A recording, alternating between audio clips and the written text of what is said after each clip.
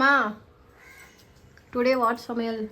Today climate பத்தியா எப்படி இருக்குன்னு? சூப்பரா இருக்கா சென்னையில? காலையில இருந்து மழை. காலையில இருந்து இல்ல, நேத்து அதான் நைட் எல்லாம் நல்ல மழைப்பா. இப்ப கிளைமேட் பாத்தீங்கன்னா ஊட்டி மாதிரி இருக்கு. இதுல நல்லா வெயில் அடிக்கிற மாதிரி தெரியுது. எங்க தெரியுது? கேமரால. அப்படியா? இல்ல, நல்ல கிளைமேட் சூப்பரா இருக்குப்பா. எல்லா டிவிலயே நீங்க பாத்துருப்பீங்க. எல்லாத்துக்குமே வந்து ஆரஞ்சு அலர்ட் கொடுத்துருக்காங்க, சில இடத்துல ரெட் அலர்ட்டா கொடுத்துருக்காங்க. அதனால இந்த கிளைமேட்டுக்கு ஏற்ற குழம்பு கத்திரிக்காய் குழம்பும் இன்னைக்கு வந்து நான்வெஜ்லாம் இல்லைன்றதுனால பாத்தீங்கன்னா பீட்ரூட் கேரட் பொரியல் தான்ப்பா செய்ய போறேன். அதுவும் அர்ஜென்ட். நீ காலைல இருந்து எனக்கு சுஷ்மி மேல செம டென்ஷன்ல இருக்கேன் நானு.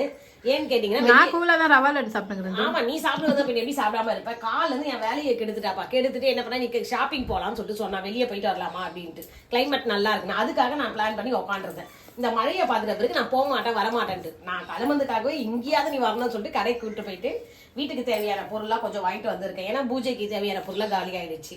நெய், கற்பூரம், அப்புறம் பச்சை கற்பூரம் இதெல்லாம் வாங்கிட்டு வந்துட்டு, அப்புறம் அந்த அம்மா ஸ்நாக்ஸ் வாங்கியிருக்காங்க. அந்த ஸ்நாக்ஸை நீங்களே அப்புறமா காட்டுறேன் பாருங்களேன், என்னென்ன ஸ்நாக்ஸ் வாங்கியிருக்காங்கன்னு.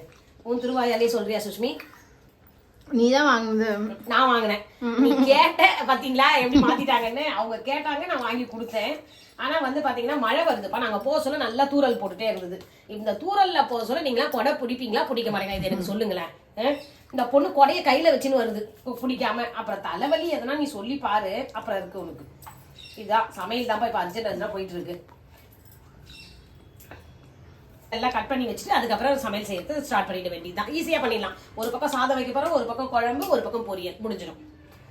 காயெல்லாம் கட் பண்ணி வச்சிட்டப்பா. இப்ப சமையல் செய்யறதுக்கு பாத்திரமும் ரெடியா வச்சாச்சு. ஒரு பக்கம் குழம்புக்கு, ஒரு பக்கம் சாதம் வச்சிருக்கேன், இன்னொன்னு வந்து பொரியலுக்கு வச்சிருக்கேன். இப்ப ஸ்டவ் எல்லாம் ஆன் பண்ணிக்கலாம்.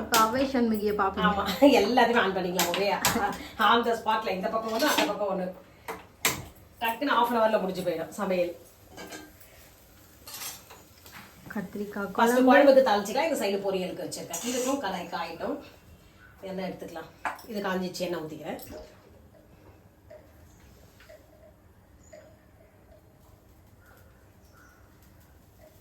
தேவையான அளவு எண்ணெய்ப்பா. காஞ்சிச்சு, கடுகு போட்டுக்கலாம். 1.5 ஸ்பூன் கடுகு, 1/4 ஸ்பூன் வெந்தயம் எடுத்து வச்சிருக்கேன், அதுவும் போட்டுக்கலாம். ரெண்டுமே நல்லா பொரியட்டும். இந்த பக்கம் கடாய் காஞ்சிச்சு, இதுக்கும் எண்ணெய் ஊற்றிக்கலாம். இது பொரியலுக்கு ஒரு ஸ்பூன் எண்ணெய் போடும்.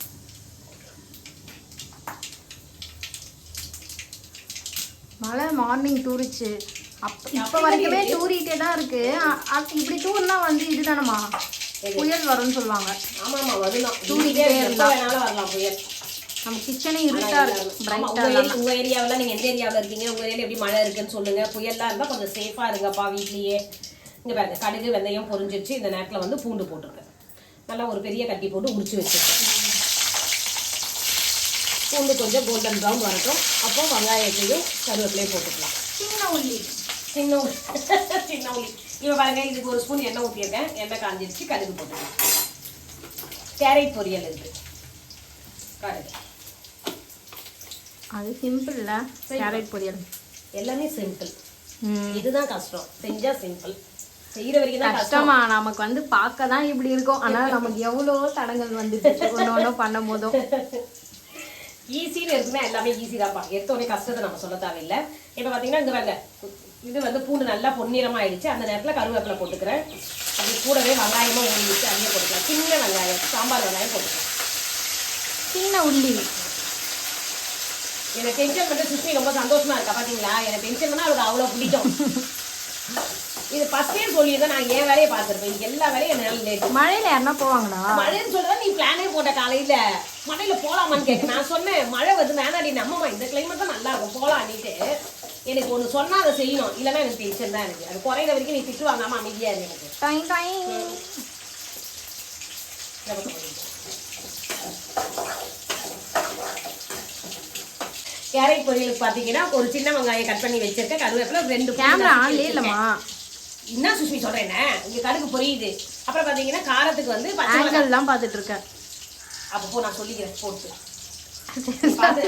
பாத்தியா, உன்னால பேசினே மறந்துருக்கேன். கடுகு பொரிஞ்ச உடனே கடலைப்பருப்பு உளுத்தம் பருப்பு எடுத்து வச்சிருக்கேன், அது போட்டுக்கிறேன். இது வந்து கோல்டன் ப்ரௌன் ஆகும். அர்ஜென்ட் சமையல் எதுனா சொதப்பிட்டு இருந்துன்னு வச்சுக்க நீ. அப்புறம் எனக்கு நல்லா வரலன்னு சொன்னார் அப்பா, நீ தான் அதுக்கு காரணம்ன்ற. அப்பா எப்பயோ வந்துட்டாரு, நீ இன்னும் சமையலே பண்ணல. அது காரணம் நீ தானே.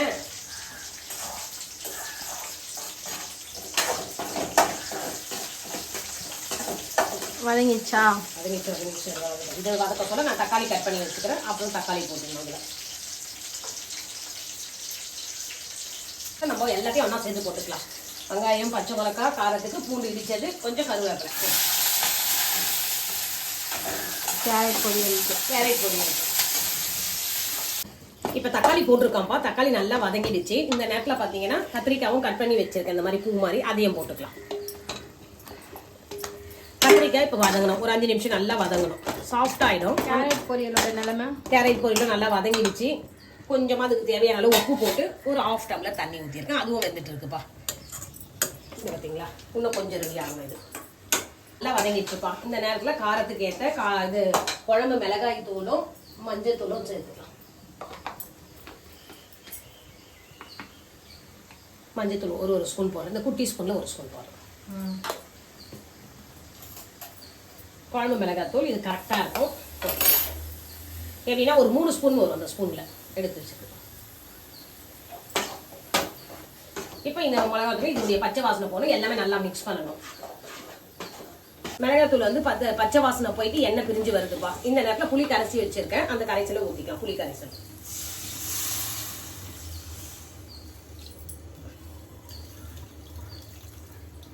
ரெடியாமா?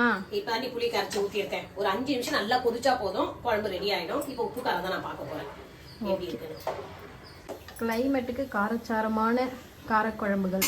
கத்திரிக்காய் குழம்பு காரக்குழம்பு வேற, கத்திரிக்காய் குழம்பு வேற. என்ன அப்புறம் மொச்ச குழம்பு அப்படி ஏமாத்திட்டு இருக்க. நீ பேர் தனித்தனியா வைக்கணும், ஒரே குழம்பு வச்சு நீ சொல்லிடுவியா ஈஸியா. காரக்குழம்பு நான் கஷ்டப்பட்டு செய்யறவங்க. கத்திரிக்காய் குழம்பு இது, ஓகேவா? எல்லாமே ரெடி ஆயிடுச்சுப்பா. இப்போ பொரியலும் ரெடி ஆயிடுச்சு. அதுக்கு தேங்காய் தான் துருவி வச்சிருக்கேன். அது தேங்காய் துருவல் போட்டுக்கலாம். குழம்பு நல்லா கொதிச்சிச்சு. கொத்தமல்லி தூவி ஆஃப் பண்ண வேண்டியதுதான். அட்டன் டைம்லயே வந்து சாதம், குழம்பு, பொரியல் செஞ்சாச்சு. சொன்ன மாதிரியே கரெக்டாக 1/2 அன் ஹவர்ல முடிச்சிட்டோம் வேகமா. இப்போ சாப்பிட வேண்டியதுதான். சுட சுட கொத்தமல்லியும் போட்டுக்கலாம். கொத்தமல்லி போட்டு ஆஃப் பண்ணிட வேண்டியதுதான். குழம்புகள் கத்திரிக்காய் நல்லா வெந்திருக்கு பாருங்க, சாஃப்டா இருக்கும். சாதத்துல போட்டு சாப்பிட சொல்ல இன்னும் டேஸ்ட் வேற லெவல்ல இருக்கும். சமையல்லாம் ரெடி பண்ணியாச்சுப்பா. இப்போ சாப்பிட வேண்டியதான் வேலை. உங்க வீட்டுல எல்லாம் என்ன சமையல் சொல்லுங்க. அப்படியே இந்த வீடியோ பிடிச்சிருந்தா லைக் பண்ணுங்க, ஷேர் பண்ணுங்க, சப்ஸ்கிரைப் பண்ணுங்கப்பா.